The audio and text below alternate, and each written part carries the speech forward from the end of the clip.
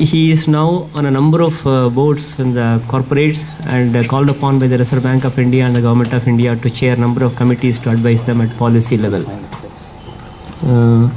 He is also involved in a very big way in the higher education sector, chairman of our board and associated with a number of other educational institutions today.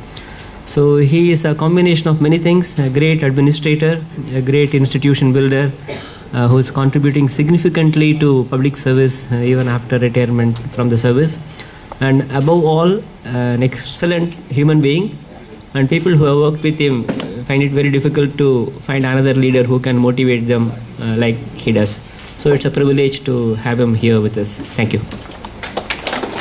Distinguished invitees, students.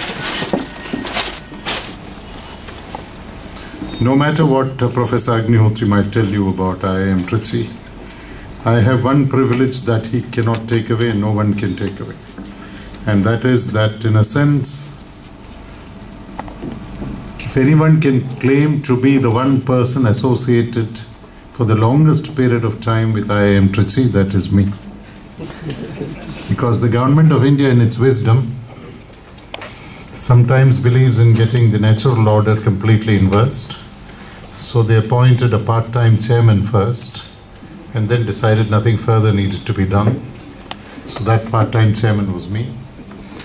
So I told the Government of India at that time that you can't run in, you need to have a director, you need to have faculty, you need to have campus, you need to have a whole lot of other things. So a few months later, I had the privilege of being informed that we've now found a director. And they couldn't have found a better person. We had a long dinner meeting interrupted by the owner of the hotel, I remember. So the meaningful conversation that could have lasted maybe an hour went to about 3 hours.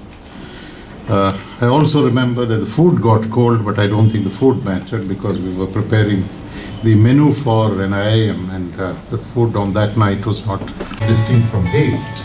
Is what will, I think, the sense of impatience is what I think will drive the institute going forward. I must also tell you this, that when the Government of India decided that it needed more IIMs, they decided they would start 4. And that was in Ranchi, the designs, the layout, the maps are all getting ready, and hopefully very soon we'll have a world-class institution with state-of-the-art facilities for the benefit of management trainees who will all be pursuing their studies there. We are extremely happy that we have an IIM in Tamil Nadu, and that too we have a branch here which will cater to the requirements of working executives in the city of Chennai. As you are all aware, the Government of Tamil Nadu is very keen to promote higher education in all aspects. We have some of the best names in higher education here.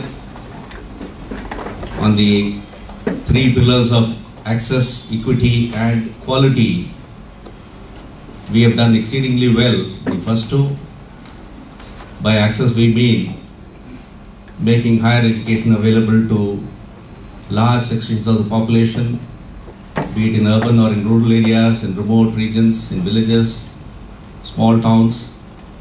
We have more than 2,300 odd colleges, nearly about 14 universities in the arts and science disciplines, including one Anna University.